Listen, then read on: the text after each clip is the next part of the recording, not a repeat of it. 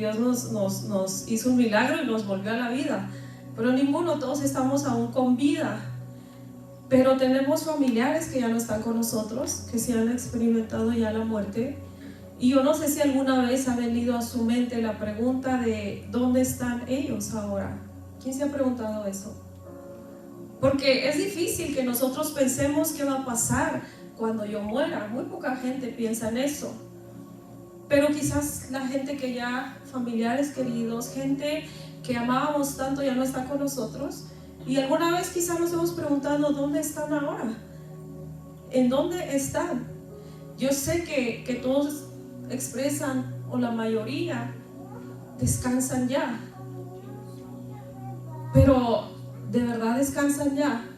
¿Será una seguridad que ya están descansando? Dios quiere enseñarnos a través de la Biblia, no a través de pensamientos humanos, sino a través de la Biblia, porque la Biblia es el fundamento de nuestra fe. Es en donde basamos todo nuestro conocimiento. No es pensamientos de hombre, porque si nosotros aquí hacemos un círculo y preguntamos a cada uno ¿qué cree que pasa después de la muerte?, todos vamos a tener una opinión diferente de acuerdo a lo que pensamos o creemos. Pero lo importante es qué dice Dios que pasa después de la muerte, porque Él lo dejó escrito en su palabra. Entonces Él no quiere que lo ignoremos, quiere que al contrario tengamos ese conocimiento. ¿Qué va a pasar después de la muerte? Y si alguien se está durmiendo, denle un pellizco ahí. Entonces, ¿qué va a pasar después de la muerte? Vamos a Tesalonicenses 4:13. Use su Biblia y vaya ahí. Si tiene su teléfono, use su teléfono y busque ahí los versículos para que estemos seguros que esto está escrito en la palabra. Tesalonicenses 4:13 nos dice ahí la palabra, el deseo de Dios de que no ignoremos lo que verdaderamente pasa. Dice ahí la palabra: tampoco queremos, hermanos, que ignoren acerca de los que ya duermen. En otras traducciones dice acerca de los que ya han muerto. No se entristezcan. Es bien difícil que no nos podamos entristecer cuando perdemos un ser amado. Realmente la tristeza nos llega y nos llega profundo en el alma, la separación. Pero el Señor nos está diciendo aquí: hay una tristeza que va a estar en nuestra vida por la separación, porque extrañamos a esa persona, pero no una tristeza o una desesperación o incertidumbre de qué pasó con esa persona. Él quiere que sepamos qué es lo que pasa, porque dice: no quiero que se entristezcan como los otros que no tienen esperanza. Hay personas que tienen esperanza y que ven la muerte de diferente manera. Hay gente que se entristece porque no hay esperanza en su vida, pero Dios dice: no quiero que ustedes ignoren acerca de lo que pasa con la gente que muere, como aquellos que no tienen esperanza, dice, sino como la Biblia dice, nos enseña qué pasa con nosotros después de la muerte. Esto lo dice la traducción al lenguaje actual. Entonces, aquí el Señor nos está diciendo: no ignoren. Hay muchos que ignoran. Hay muchas cosas que sabemos, y si yo le digo qué pasa después de la muerte, yo creo que todos tendrían la respuesta y todos tendríamos la misma respuesta en común acerca de lo que pasa con el cuerpo, porque todos sabemos, ¿verdad?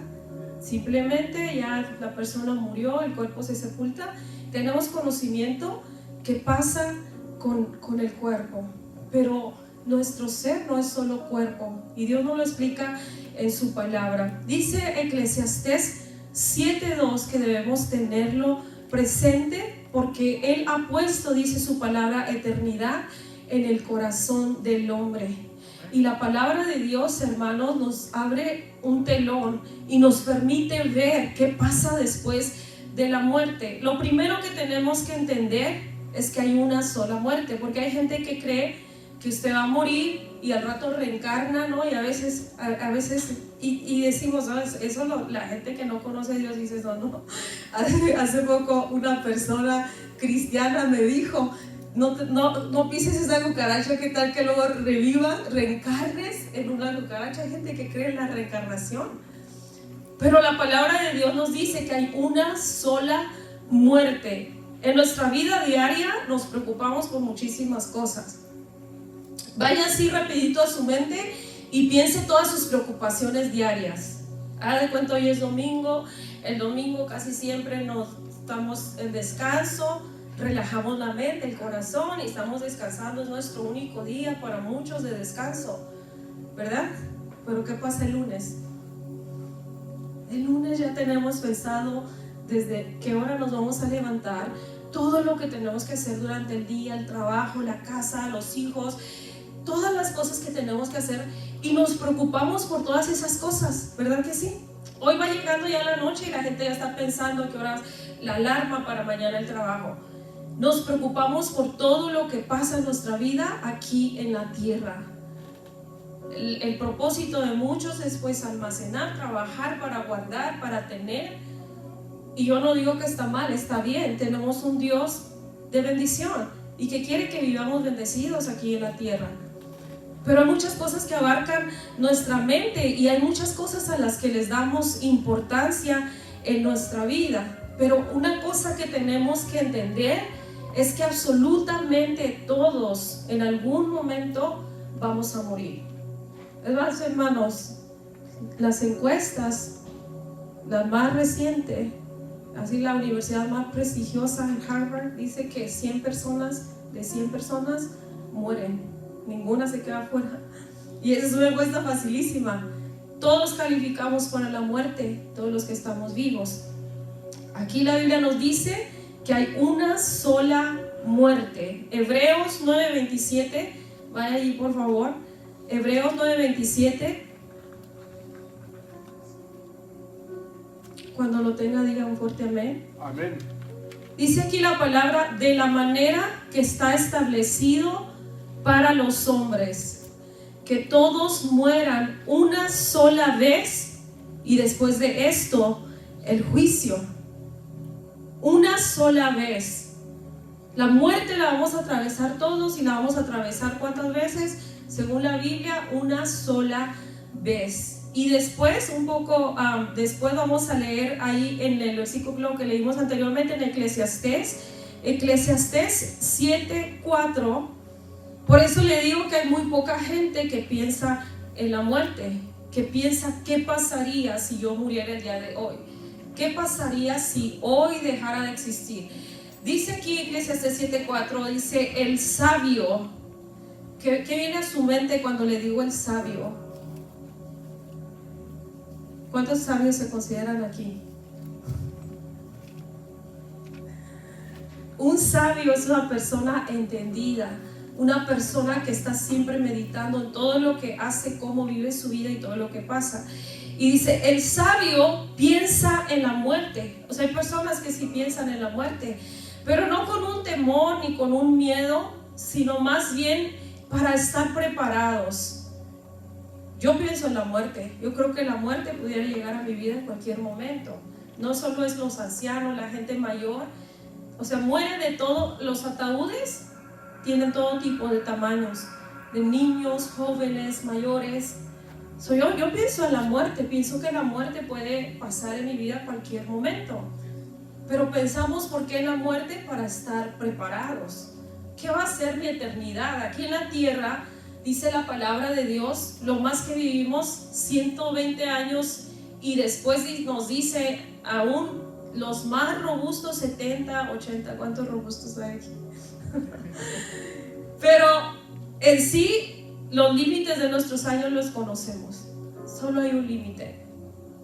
Dice, y el sabio piensa en eso, pero dice, pero el necio piensa en ir a divertirse. Hay gente que piensa en estar preparado.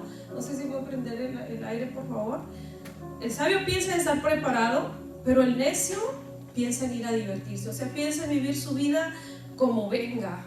Hoy vivimos, y hay gente que dice, disfruta la vida porque vida solo hay una. Y hay razón en parte, vida solo hay una. Pero tenemos que vivirla con sabiduría. En Eclesiastés 8:8 dice, no hay hombre que tenga potestad sobre su espíritu para retener su espíritu, ni potestad sobre el día de la muerte. Y miren lo que dice aquí la palabra, no hay forma de escapar de esta cita. Todos, absolutamente todos vamos a morir. Dice aquí, no valen armas en este tipo de guerra. En la guerra de la muerte no vale ni dinero, porque también los más millonarios mueren, ¿verdad? Absolutamente todos dicen, no valen armas en tal guerra, ni la impiedad librará al que la posee. Entonces, para muchos pensamos, la muerte es el fin, pero la muerte no es el fin. La muerte es solo el inicio de una nueva vida. Pudiera ser el fin, y ojalá fuera así, la gente entonces tendría más razón en vivir la vida ligeramente. Pero en sí, cuando la muerte llega, inicia una nueva vida. Quiero que veamos en la Biblia cómo es que nuestro ser está compuesto de 3 partes. Búsquenlo en 1 de Tesalonicenses 5:23. Ahí nos dice la palabra de Dios que nosotros somos seres tripartitos. Nuestro ser está compuesto por espíritu, por alma y por el cuerpo. Nuestro cuerpo, todos sabemos, vuelve a la tierra, polvo es y polvo vuelve a ser. Nuestro espíritu, dice la palabra en Eclesiastés 12:7, el polvo vuelve a la tierra como era y el espíritu vuelve a Dios, porque cuando Dios creó al hombre le dio un soplo de vida, le dio espíritu y fue como el hombre pudo vivir. Morimos, nuestro cuerpo queda en la tierra, es lo que la gente sepulta, lo que la gente entierra. Nuestro espíritu vuelve a Dios, pero ¿qué pasa con nuestra alma? ¿Qué pasa con el alma?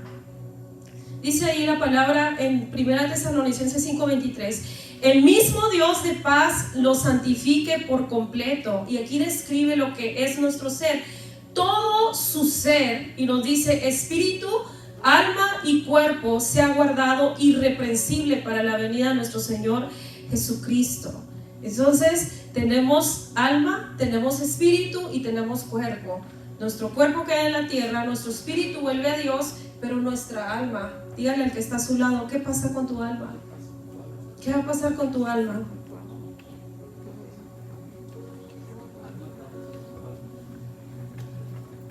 ¿Qué pasa con el alma? Hay una escritura y se encuentra en el Evangelio de Lucas. Vaya buscando el Evangelio de Lucas. Hay una escritura ahí que nos habla un poco de lo que pasa con el alma. Qué lindo nuestro Señor Jesús, ¿no lo cree? Den un aplauso fuerte a Dios porque nos dejó escrito su palabra para que nosotros sepamos qué pasa con el alma. ¿Qué pasa con el alma? Vamos a leer ahí. Aquí nos habla acerca de 2 hombres. Vaya ahí a Lucas 16:19. Cuando lo tenga, diga un fuerte amén. Amén. Dice ahí la palabra, había un hombre rico, describe a 2 personajes. Había un hombre rico que se vestía de púrpura y de lino fino y hacía cada día banquete con esplendidez. Después nos dice en el 20, pero había también un mendigo, no diga un mendigo, dice un mendigo llamado Lázaro que estaba echado en la puerta de aquel lleno de llagas y ansiaba saciarse de las migajas que caían de la mesa del rico, y aún los perros venían y lambían sus llagas. Lo primero que nos enseña aquí la palabra son 2 vidas diferentes. Nos habla de un rico, y esta enseñanza que el Señor Jesús dijo, aquí en ninguna parte dice que era una parábola, porque hay parábolas, cosas que Jesús usaba para mostrar las cosas celestiales, usaba cosas terrenales, pero aquí está dando incluso nombres. No está diciendo esa es una parábola, está dando nombres de 2 personajes que tenían vida y está un poco describiendo la vida de este hombre rico. Y no es porque a veces pensamos entonces los ricos se van a condenar y mejor me quedo pobre toda la vida, porque la pobreza no es cuestión de cuántos bienes tú tienes. Hay gente pobre pero que es muy soberbia, y hay gente que es rica pero sabe dar gloria a Dios y sabe honrar a Dios con sus bienes. Entonces nos enseña que este hombre rico, dice, su vida, a diferencia del pobre, su vida era una vida egocéntrica. Dice que él hacía banquetes todos los días con esplendidez. ¿Y cómo nos damos cuenta que era una persona egocéntrica, soberbia? Porque dice que Lázaro estaba sentado a su puerta Dice que él se llenaba con las migajas. O sea, este hombre llegaba a su palacio y veía al pobre ahí afuera y no era capaz de sacarle un plato de los banquetes que él hacía dentro de su casa o de convidarlo a entrar a comer con él. Entonces este hombre llevaba una vida o pensaba solamente en los deleites de esta tierra, es lo que está describiendo la palabra. Pero dice que el hombre que estaba sentado afuera era muy diferente a él. Nos describe que el hombre que estaba sentado afuera se llama Lázaro, y no vamos a decir Lázaro fue al cielo porque era por ser pobre, y el rico se fue al Hades por ser rico. No es eso lo que está diciendo la palabra. Más adelante nos va a enseñar, pero lo que sí podemos ver aquí es que llevaban dos vidas diferentes. Uno vivía para sí mismo, y de Lázaro aquí no nos describe mucho, pero más adelante lo vamos a ver. Lo que sí nos habla más adelante, baje allí al versículo 22, y ahí nos dice que esas dos personas tuvieron un destino diferente. Vaya al versículo 22. Y entonces nos dice, aconteció que murió el rico. ¿Y qué nos dice que pasó con el rico? Fue sepultado.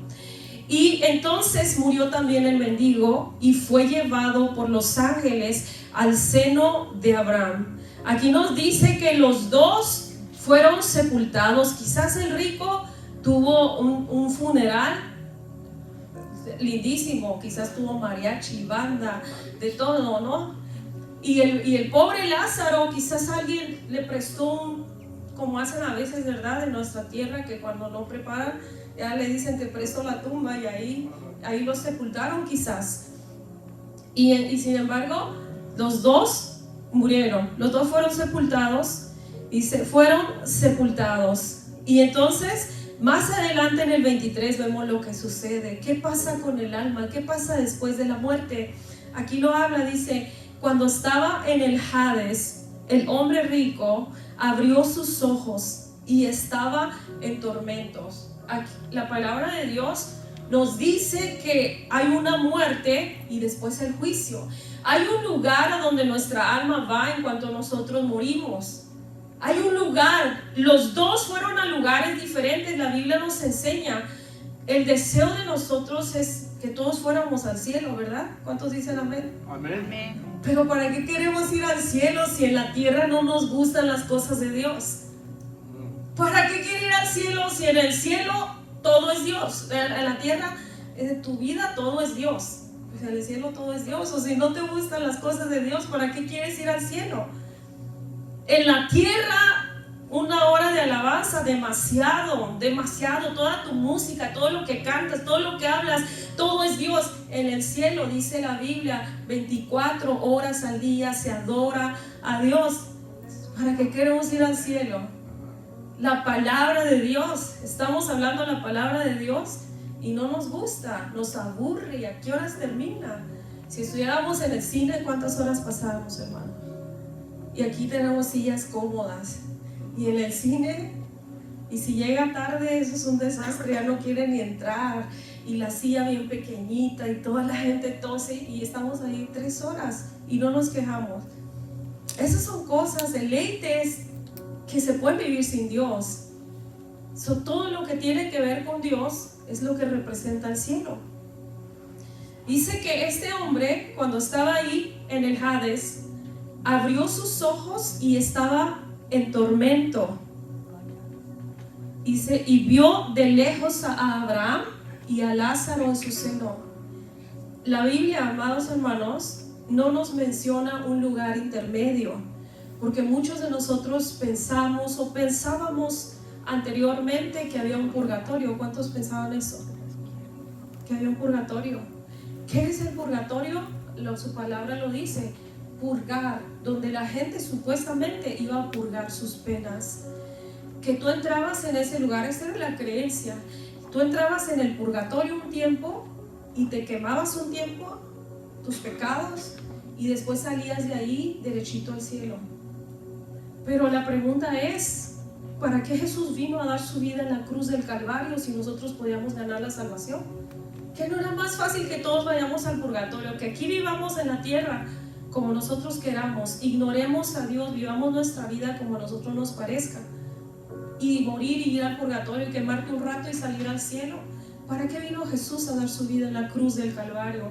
La Biblia no habla nada acerca del purgatorio, solo nos dice que hay dos lugares. Uno es el Hades y otro es el seno de Abraham, que representa ahora el paraíso. Después que Jesús vino, dio la vida en la cruz del Calvario, Jesús le dijo al hombre que estaba a su lado, que le dijo: acuérdate de mí cuando estés en tu reino. Jesús le dijo: hoy estarás conmigo en el paraíso. Ese hombre estaba ahí en ese lugar y nos dice ahí que vio, o sea, cuando ya venga la muerte, nuestra alma va a tener sentidos, vamos a poder ver, vamos a poder sentir. Hay gente que dice: después de la muerte todo acaba, ya no hay nada, ya no sientes nada, ya se acabó todo.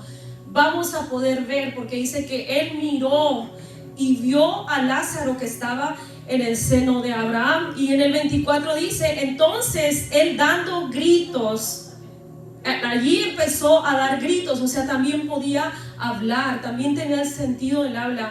Y entonces le dijo: Padre, por favor, ten misericordia de mí y manda a Lázaro para que moje la punta de su dedo en agua, porque estoy atormentado en esta llama. O sea, también sentía. ¿Cómo es que nosotros no podemos entender lo que es el alma? Pero yo le voy a preguntar algo. Si usted, vamos a decir, está clavando algo y se lastima con el martillo el dedo, ¿le duele? ¿Y después de cuánto tiempo se le quita el dolor? Rápido, ¿verdad? No dura tanto. La otra vez mi yerno se arrancó la uña y le duró un rato, pero después se quita, ¿verdad? Ok, eso duele, eso es de nuestro cuerpo. Pero si usted, a ver, ¿cuántos casados hay aquí? Si usted como casado ahorita llegara alguien y le dijera: ¿sabes qué? Tu esposa te está engañando, ¿qué le va a doler? ¿Qué le va a doler? El alma. ¿Y cuánto dura el dolor del alma? ¿Mañana se quita? ¿Pasado se quita? Pero ¿cómo duele el alma si no podemos mirarla? Cuando usted va al doctor y lo meten ahí en la máquina donde se pueden ver todos sus órganos, ¿se ve el alma? No se ve, pero ¿es real? Existe. Y es tan real como que ahí están todos nuestros sentimientos guardados. En nuestra alma están nuestras emociones, está nuestra voluntad también. En la alma está nuestra mente. Es que nosotros no meditamos en esas cosas y pensamos: esto es en todo del hombre. Pero las cosas más profundas suceden en nuestra alma.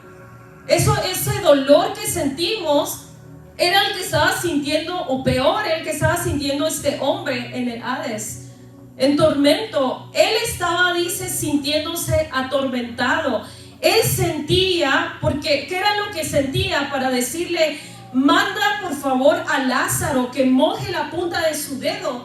Él estaba en llamas y él estaba desesperado por sentir un poco de refrescamiento. Él quería que él viniera y pusiera su dedo. ¿Para qué? Para él sentirse refrescado. Él estaba sintiendo también.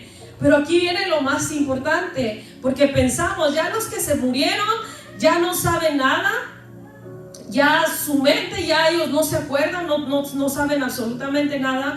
Pero la Biblia nos enseña que este hombre estaba consciente y recordaba también. Mire, dice: entonces le dijo Abraham: recibiste tus bienes en vida y Lázaro recibió males, pero ahora él es consolado aquí y tú eres atormentado.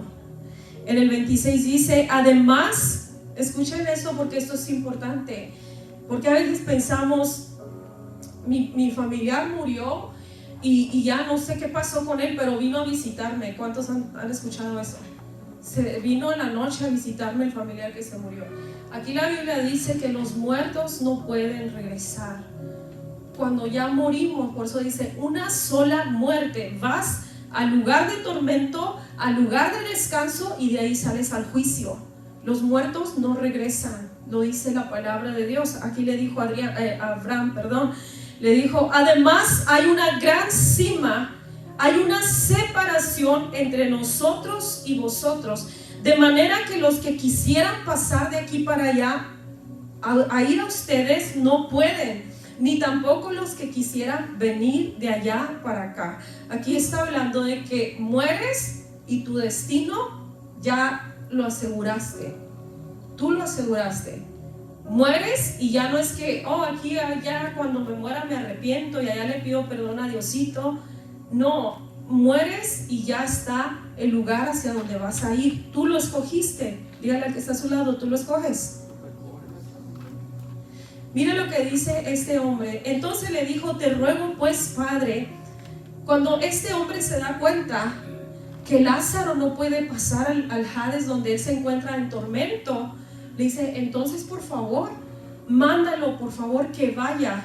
Dice, mándalo para que vaya a la casa de mi padre. Él estando allí en tormento, ese es un hombre increíble, porque en la tierra a lo mejor nunca le habló a otro de Cristo, pero estando en llamas quería predicar. Le dice, dile por favor que vaya a la casa de mi padre, porque tengo 5 hermanos, de modo que él los prevenga para que ellos no vengan también a este lugar de tormento. Este hombre, su preocupación, no sé si usted puede darse cuenta, en el Hades, en el lugar de tormento, donde estaba siendo atormentado por las llamas, su preocupación ya, cuando él se dio cuenta que Lázaro no podía ir a donde él estaba, que él no podía salir de ese lugar, porque le dijo, ni los de acá pueden pasar para allá, ni los de allá pueden pasar para acá. Entonces él dice, yo estoy condenado, ya no hay remedio, ya nadie me puede sacar de aquí, pero por favor, mándalo a la casa de mi padre. Este hombre está pensando en sus hermanos, pero está pensando demasiado tarde, cuando ya no había remedio. Ya cuando estaba en ese lugar está diciendo, mándalo a la casa de mi padre para que le diga a mis hermanos, tengo 5 hermanos, para que les diga que esto es real. ¿Por qué está preocupado en ese momento? Porque quizás él sabía que la mente de sus hermanos era igual que la de él cuando estaba en vida. Cuando estaba en vida, Dios no estaba en su vida. Pero cuando llega al lugar de tormento, y ojalá, hermano, Dios quiera que eso no pase con ninguno de nosotros, que no estamos aquí en la tierra pensando que podemos y mañana cambio de vida, mañana soy diferente, mañana honro a Dios, mañana vivo como Dios quiere que viva, y llegue el día de nuestra muerte, porque eso sería terrible. ¿Sabe por qué le digo que sería terrible? Porque tenemos el conocimiento. Ninguno de nosotros va a poder decir yo no sabía. Hay cosas en la vida, fracasos que enfrentamos por ignorancia, porque nadie nos avisó, porque no tuvimos un consejo, porque nadie nos mostró un ejemplo, y pasamos fracasos en la vida y a veces pensamos quisiera haberlo evitado, ¿verdad? Pero ¿qué pasa si vuelve a atravesar el mismo fracaso después de haberlo pasado una vez? Aquí Dios nos está hablando y despertando nuestra conciencia. Mira lo que dice, la respuesta que le da Abraham. Abraham dice, pero Abraham le dijo, ellos tienen a Moisés. O sea, ese hombre quería que de entre los muertos Lázaro fuera a predicarle a sus hermanos, a decirle que había un cielo y había un infierno. Pero sin embargo le dice, ellos tienen a Moisés y a los profetas, que los oigan. Cuando Jesucristo está hablando acerca de este ejemplo, todavía no estaba escrito en el Nuevo Testamento, pero ellos tenían las leyes, ellos tenían los profetas. Dios hablaba a sus vidas a través de los profetas. Ellos tenían la guía de enseñanzas. Ahora nosotros también la tenemos. Es como si alguien de ustedes, un familiar suyo murió, fue al lugar de tormento y estuviera diciendo, Señor Jesús, ve, dile a mi hermano que esto es real. Le diría, ellos tienen la Biblia, ellos tienen para saber que esto es real. Dice que a ellos los oigan. Entonces él les dijo, no Señor, sino que, o sea, no van a creer, pero si alguno va de entre los muertos, entonces se arrepentirán, porque el ser humano es así. Nosotros podemos hablar 100 veces y Dios puede hablar a su vida y Dios puede mostrarle que esté preparado, porque el cielo y el infierno es real y nosotros no creerlo. Pero si viene un muerto, porque hay gente que cree más a esas cosas, pero dice aquí la palabra que los muertos no vuelven. Dice, si alguien se levanta de entre los muertos, entonces se van a arrepentir. Yo le estoy hablando del cielo y el infierno. Y a las mujeres, usted está ahí, está diciendo, oh, la pastora está hablando, sí. Pero que se levantara un muerto, una persona de su familia, que ya haya muerto, y que viniera y se parara al altar, los pelos se le paraban así, la piel se le pondría chinita, no le daría sueño, estaría con los ojos así, y el corazón estaría latiendo a 1000 por hora. Piense eso. Pero ¿sabe algo? El susto le duraría mientras estuviera el muerto, si pudiera aquí parado, ¿no? Y después saldría de este lugar y seguiría viviendo la vida igual, con Dios a un lado, con el tiempo que me sobre, cuando pueda, porque nosotros pensamos que la vida es acerca de nosotros, pero la palabra nos enseña que la vida es acerca de Dios. Dios no fue creado para nosotros. ¿O cuántos creen que sí? ¿Cuántos de nosotros nos creamos y cuando estábamos en esta tierra dijimos, vamos a crear a Dios para que cuando me sobre tiempo, cuando yo quiera, porque es mi vida? No fue así. Dios nos creó a nosotros y dice la palabra que nos creó para la alabanza de su nombre, para que toda nuestra vida, todo lo que somos, cada momento, cada decisión, cada paso que damos, la viviéramos para su gloria. Pero el ser humano se ha olvidado de eso. Nos sentimos autosuficientes, pero la Biblia nos muestra que somos tan vulnerables, porque hoy nos sentimos fuertes, hoy nos sentimos con salud, con dinero, con trabajo, estables, pero la vida nos puede cambiar en un segundo. En un segundo el ser humano puede ver y se puede sentir y puede experimentar qué tan vulnerable es. En un segundo. Ese hombre le dijo, entonces si va un muerto y les dice, se van a arrepentir, van a creer. Pero Abraham le dijo, si ellos no escuchan a Moisés y a los profetas, tampoco escucharán, aunque alguno se levantara de los muertos. Qué claro es. Ya le dice, ese es tu lugar, eternamente.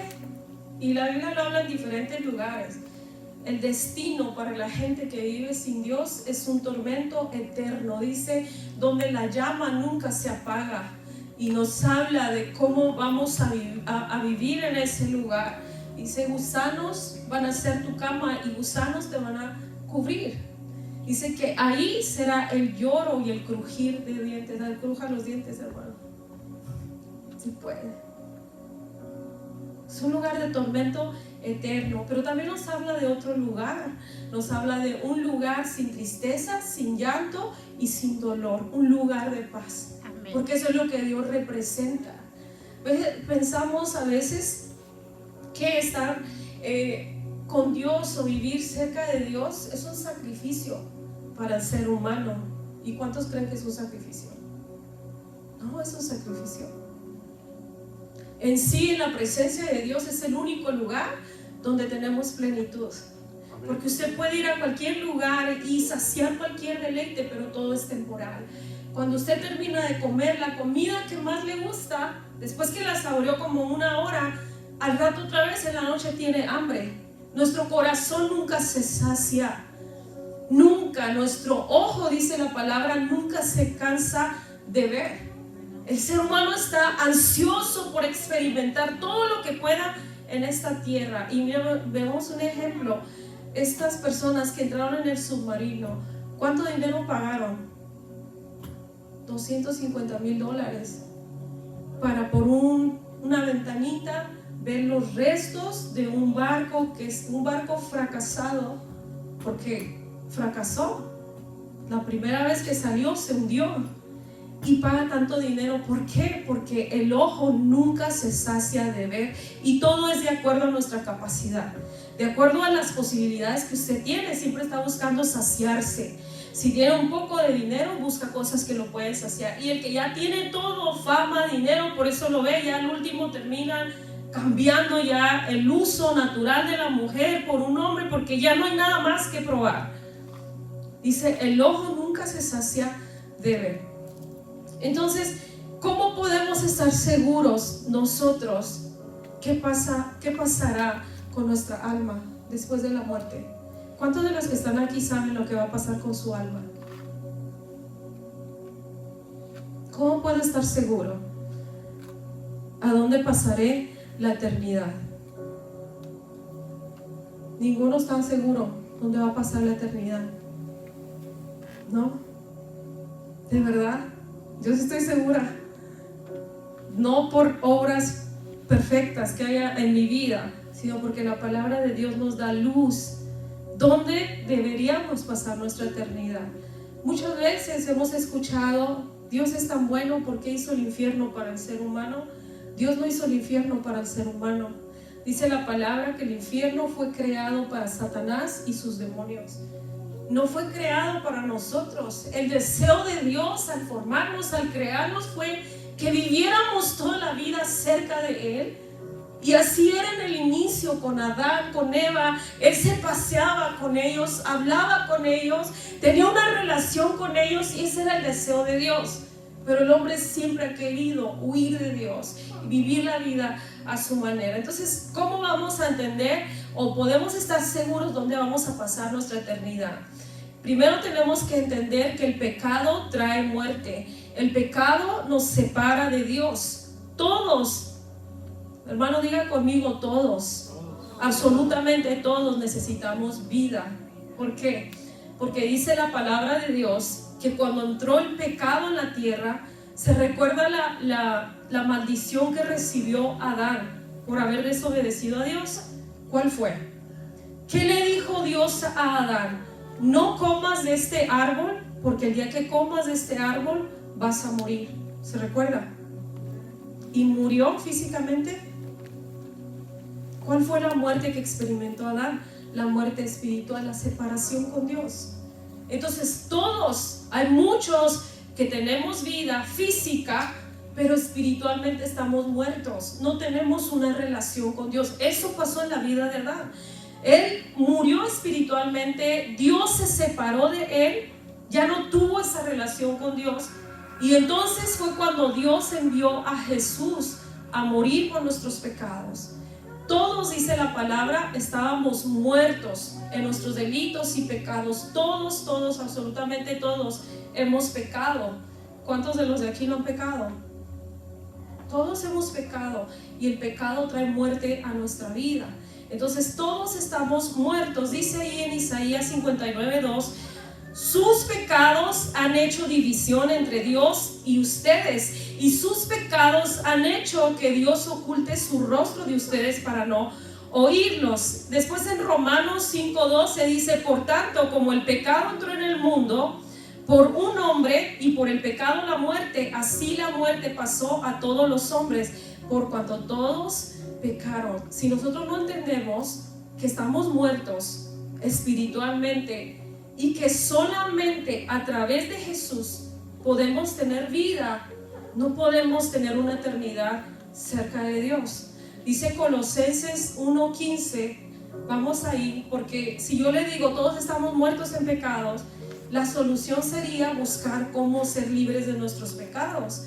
Y a veces pensamos que la libertad de nuestros pecados va a ser cuando nos confesemos, cuando recemos no sé cuántas Aves Marías, Padre Nuestro. La única manera de que el pecado sea perdonado en nuestra vida es a través de Cristo. Jesús es el único que puede volver a unirnos con el Padre.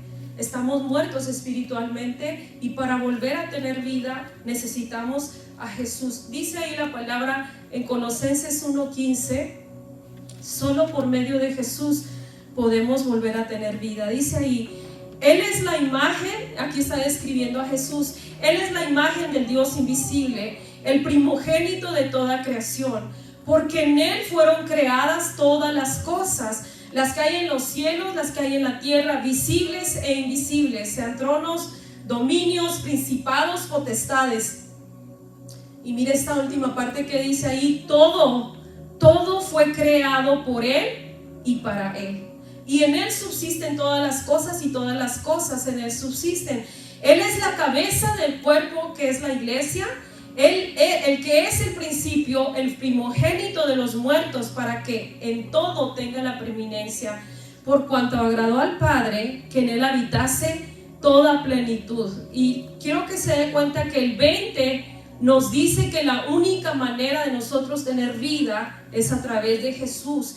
La única manera de ser reconciliados con Dios es a través de Jesús. Dice: por medio de Él reconciliar consigo todas las cosas, así las que están en la tierra como las que están en los cielos, haciendo la paz mediante la sangre de su cruz. O sea, la única manera, la única solución para el ser humano para volver a estar unidos con Dios es a través de Jesús. Dice la palabra: porque hay un solo nombre dado a los hombres en el que podemos ser salvos, y es el nombre de nuestro Señor Jesucristo.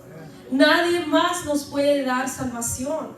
¿Por qué le digo que debe haber seguridad en nosotros? ¿De dónde vamos a pasar la eternidad? Porque la salvación, hermanos, es gratuita. La salvación no se vende. Nadie puede comprarla. La salvación Jesús nos la ofrece, y si nosotros la queremos, hoy mismo nos la da. Eso es lo grandioso de Dios. Amén. Que después que el hombre le falla, cae en pecado y viene la muerte a su vida, Dios empieza a buscar un plan, cómo regresarlo, cómo reconciliarlo con Él. Entonces necesitamos a Jesús en nuestra vida. ¿Cuántos dicen amén? Amén. Si nosotros no pensamos que tenemos pecado y que estamos muertos, no necesitamos un Salvador. Primero reconocer: hay pecado en mi vida. Pecado que ¿quién puede perdonar ese pecado? Solo Dios. ¿Cómo lo puede perdonar? A través de Jesús. Porque dice la palabra que cuando nosotros aceptamos a Jesús en nuestra vida, Él quita todo nuestro pecado, Él perdona nuestro pecado. En la antigüedad, la gente, para que sus pecados se perdonaran, mataba animales y se cubrían solamente, y a veces no sabían si habían agradado a Dios con todos sus sacrificios. Pero hoy nosotros, por eso dice que somos herederos de un mejor pacto, con mejores promesas. Porque hoy nosotros no tenemos que buscar animales para sacrificarlos. Hoy solo tenemos que creer en Jesús. Y nuestros pecados son perdonados. Dice la palabra de Dios que aunque nuestros pecados fueran tan negros o tan rojos, dice que Él los volverá blancos como la nieve. Aunque fueran como el carmesí, Él los emblanquece, porque Jesús pagó el precio de nuestros pecados. El precio que Jesús vino a pagar en la cruz, no podemos decir, la gente en ese tiempo lo mató, porque el pecado de todos nosotros lo llevó a la cruz. Hermanos, es tan lindo saber que Jesús estaba en ese lugar entregando su vida, y no porque nos veía aquí en la iglesia escuchando su palabra, nos veía nuestro pecado y decimos: esa gente cruel, ¿cómo lo crucificaron? Pero fuimos nosotros, porque lo hizo por nosotros, lo hizo por amor a nosotros, porque era la única manera de volvernos a unir en relación con el Padre. ¿Cómo no podemos amarlo y cómo no podemos servirlo? ¿Quién en esta vida lo ama tanto que pueda dar lo más preciado que hay en su vida por usted? ¿Quién usted cree? Piensa en su esposa. ¿Cree que su esposa, si usted estuviera en un momento de muerte donde estuvieran apuntándole con una pistola, se pondría enfrente para que el balazo se lo dieran a ella? ¿Su hijo?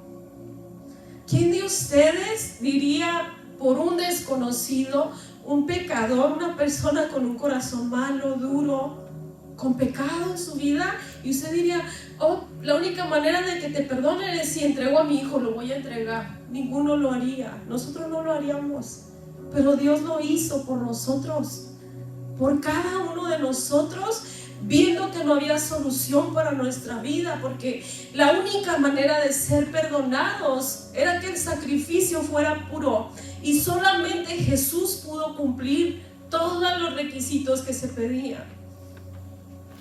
Así nos ama Dios. Entonces Él dio la solución, nosotros tenemos que recibirla, abrazarla. ¿Cómo podemos estar seguros dónde vamos a pasar nuestra eternidad? Ya sabemos que hay pecado en nuestra vida y que necesitamos perdón. A través de Jesús tenemos el perdón, pero después que obtenemos el perdón, ¿qué sigue? Necesitamos accionar. Accionar, porque no es solamente reconozco a Jesús en mi vida, lo acepto en mi corazón y sigo viviendo mi vida igual. Dios nos llama a vivir una vida diferente. Una vida donde se pueda ver que realmente cuando usted dice soy cristiano, porque ¿qué significa la palabra cristiano? No es una religión, ni es un culto, ni es un... ¿Qué significa la palabra cristiano? Un valiente que me diga. Seguidor de Cristo. ¿Y qué hace un seguidor de Cristo? ¿Qué hace un seguidor? Hay gente que tiene sus ídolos, ¿verdad? Por ejemplo, algunos siguen a Buda, a Nostradamus, y tratan de seguir su ejemplo, ¿verdad? Siguen sus pisadas, tienen su mentor y tratan de imitar ese mentor, ¿no? Esa persona que la utilizan para que motive su vida, lo imitan. Nosotros como seguidores de Cristo, cuando decimos hemos aceptado a Jesús, imitamos a Cristo. Si somos seguidores de Cristo, nuestra vida debe reflejar a Cristo. Nuestras actitudes, nuestra forma de hablar, nuestra forma de comportarse, y en todos lugares. No solamente cuando estamos en la iglesia, en cualquier lugar donde usted está, debe reflejar a Cristo. Necesitamos accionar. Mire, dice la palabra en Juan 3:16, porque de tal manera amó Dios al mundo que ha dado a su Hijo unigénito. Dios accionó, nos vio en muerte, en delitos, en pecados, y accionó. Dijo, ellos necesitan una solución, voy a enviar a Jesús. Él accionó, después de que Él accionó, nosotros tenemos que accionar, porque dice ahí la palabra, Dios envió a su Hijo, pero esa promesa es una promesa condicionada. ¿Cuál es la condición? Para que todo aquel que en Él crea no se pierda. Para poder tener una eternidad cerca de Cristo, necesitamos creer en Él. ¿Y cómo accionamos cuando creemos en Él? ¿Qué significa creer en Jesús? ¿Qué significa amar a Jesús? La palabra de Dios lo dice, el que me ama, guarda mi palabra. Esa es la manera en que nosotros mostramos amor a Dios, que mostramos que verdaderamente creemos en Él, porque si usted no lo obedece, no cree en Él. Si usted no es capaz de obedecerlo, usted no cree que Dios es soberano, que en cualquier lugar donde usted se mete, Dios lo está viendo, que cualquier palabra que usted habla, Dios la está escuchando, que no importa dónde esté, Él siempre está ahí viendo sus pisadas. Entonces creer en Él es accionar a obedecerlo. La salvación nosotros no la ganamos por obras. Si usted es la persona que más ofrenda en la iglesia y está viviendo una vida en desobediencia, de nada sirve todo lo que usted pueda dar. Por eso Jesús puso el ejemplo de la viuda pobre, que dio tan poquito, pero lo dio con todo su corazón, con un corazón íntegro, con un corazón limpio. No es todo lo que nosotros podamos hacer, es cuánto nosotros obedecemos a Dios en nuestro diario vivir. Ese es el cristianismo, un estilo de vida. Creemos en Él, entonces lo obedecemos, vivimos como Él nos dice que vivamos. ¿Y cómo sabemos cómo debemos vivir? Por eso es necesario leer la palabra, escudriñar la escritura, es necesario congregarnos, es necesario tener una vida de oración, porque a través de la oración Dios va mostrando nuestro corazón. Amén. A veces hay cosas que nosotros no creemos que somos o que están equivocadas en nuestra vida, pero en medio de la oración Dios nos muestra nuestro corazón. Entonces tenemos que mostrar con nuestros hechos que verdaderamente creemos en Él. ¿Cómo sabemos dónde vamos a pasar nuestra eternidad? ¿Por qué le digo que debe haber una seguridad en su vida? Si yo le pregunto hoy dónde va a pasar la eternidad, usted debiera estar seguro que la va a pasar con Cristo. ¿Cómo lo sabe? ¿Cómo sabe que va a pasarla con Él? Hay una manera que hablé hace un momento: aceptar a Cristo en nuestro corazón, recibirlo y reconocer que estamos viviendo en pecado y que lo necesitamos. Usted puede tener toda la fuerza de voluntad, cualquier pecado que haya en su vida, puede ser, si a usted le gusta robar, si usted es adúltero, si usted es fornicario, si a usted le gusta mentir, puede haber cualquier tipo de pecado en nuestra vida. Y nosotros podemos tener todas las ganas de cambiar de vida y decir, tengo fuerza de voluntad, pero sin Dios no podemos. Su Espíritu Santo en nuestra vida es el que nos ayuda, el que nos da fuerza, el que nos enseña, el que nos guía para vivir la vida de la manera que Dios quiere que la vivamos. Miren lo que dice, vamos a finalizar. Vaya a Apocalipsis 20:15 y vamos a leer ahí lo que dice la palabra. Apocalipsis 20:15. Cuando lo tenga, diga un fuerte amén. Amén. Dice ahí la palabra de Dios, Apocalipsis 20:15. ¿Ya lo tiene? Sí. Léalo conmigo para que esté seguro que está escrito. Dice ahí, el que no se halló inscrito en el libro de la vida. O sea, hay un libro que Dios tiene en donde tiene escritos los nombres de las personas que van a tener una eternidad con Él. Dice ahí, el que no se halló escrito en el libro de la vida, que fue arrojado al lago de fuego. ¿Cuántos de los que estamos aquí estamos seguros que nuestro nombre está escrito en el libro de la vida? Porque aquí dice la palabra, el que no se halló escrito, el que no se encontró su nombre. Si usted va a una fiesta en donde necesita reservación y usted llega a ese lugar, pero su nombre no está escrito en la lista, usted no puede entrar. ¿Verdad que no? No puede entrar aunque tenga influencias, aunque traiga mucho dinero en su bolsa. Si usted no fue invitado a esa fiesta, usted no puede entrar. Dice la palabra de Dios que Dios tiene un libro en donde están escritos los nombres de todas aquellas personas que van a pasar la eternidad con Él. Es muy triste que nosotros, teniendo el conocimiento, teniendo la arma en nuestras manos para enseñar a las personas, para enseñarles que hay dos lugares a donde la persona puede ir, y nosotros sabemos cómo esa persona puede cambiar su eternidad. Ahorita tenemos vida, ahorita tenemos esperanza, ahorita que tenemos vida, todo el que quiera pasar su eternidad con Cristo puede pasarla, pero tenemos que accionar, tenemos que decidir, tenemos que hablar, tenemos que abrir nuestro corazón y permitirle a Jesús entrar en nuestra vida. Hoy es un buen día. No es que las obras o la gente que ya lleve tanto tiempo en la iglesia tiene más oportunidad que otras. Para todos Jesús vino a dar su vida. Y nosotros, cada uno, tenemos el mismo valor delante de Dios. Póngase de pie en esta mañana.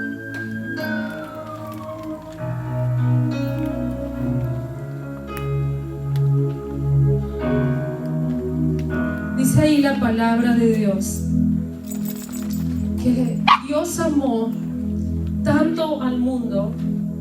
Ponga su mano en su corazón y créalo, diga: Dios me amó tanto. Dios me amó tanto, tanto, que envió a Jesús a morir en la cruz por mis pecados. Dios me amó tanto que quería que yo tuviera la seguridad de dónde voy a pasar mi eternidad.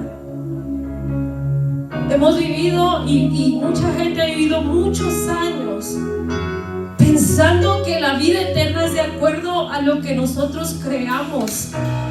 Y saben que no importa si creemos que hay un cielo y hay un infierno, y si decimos no hay un infierno y todos vamos al cielo, no importa lo que creamos, porque al final Dios decidió todas las cosas. Él es el dueño de todo. Él decidió cómo se iba a vivir la vida, y nosotros no tenemos poder para cambiarlo, pero Él sí nos da solución. Él sí extiende la mano y nos dice: quiero cambiar tu historia. quiero cambiar tu eternidad. Solamente piensa en esto. A veces pensamos, cualquier persona que muera, decimos, ya se fue a descansar, ya se fue al cielo. Y es que imaginamos el cielo de acuerdo a lo que nosotros queremos.